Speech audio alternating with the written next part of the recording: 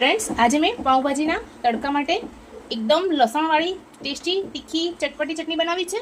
આ તમે ઢોકળા સાથે પણ સર્વ કરી શકો છો. તો ચાલો એ રેસીપી હું તમારી સાથે પણ શેર કરું. સ્પેશિયલ લાલ ચટણી બનાવીશું. તેની માટે અહીંયા મેં લસણની 12 થી 13 કળી દીધેલી છે. જો નાની હોય તો તમે એનાથી પણ વધારે લઈ શકો છો. ગરમ પાણીમાં મેં 10 થી 15 મિનિટ પહેલાં લાલ મરચાંને પલાળીને રાખેલા છે, એ ઉમેરી દઈશું. હવે આમાં થોડું પાણી ઉમેરી અને સરસ પેસ્ટ બનાવી લઈએ. ગેસની ફ્લેમ ઓન કરી કઢાઈમાં આપણે તેલ ઉમેરીશું. આ ચટણીમાં થોડું તેલનું પ્રમાણ વધારે રાખીશું. હવે આપણે તેલ થોડું ગરમ થાય એટલે આપણે આમાં જે પેસ્ટ બનાવીને રાખેલી છે એ ઉમેરી દઈએ. મિક્સર જારમાં થોડું પાણી લઈ આપણે આ ચટણીમાં ઉમેરી દઈશું. એને તેલ સાથે પહેલાં તો મિક્સ કરી લઈએ. આપણે આપણા રૂટીન મસાલા છે એ ઉમેરી દઈશું.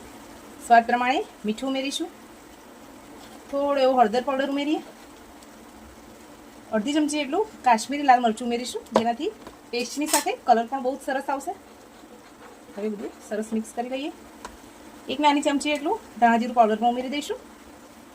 ગેસની ફ્લેમને લો કરી દઈશું અને આ લસણ આપણે કાચું ઉમેરેલું છે એટલે તેલ સાથે સરસ અને મસાલા સાથે સેટ થઈ જાય ત્યાર સુધી આને પાકવા દેવાનું છે.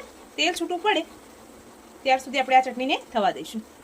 એમાંથી તેલ સરસ છૂટું પડી ગયું છે. આપણી ચટણી બનીને તૈયાર થઈ ગઈ છે. તમને આ રેસીપી ગમી હોય તો લાઇક, શેર અને સબસ્ક્રાઈબ કરજો.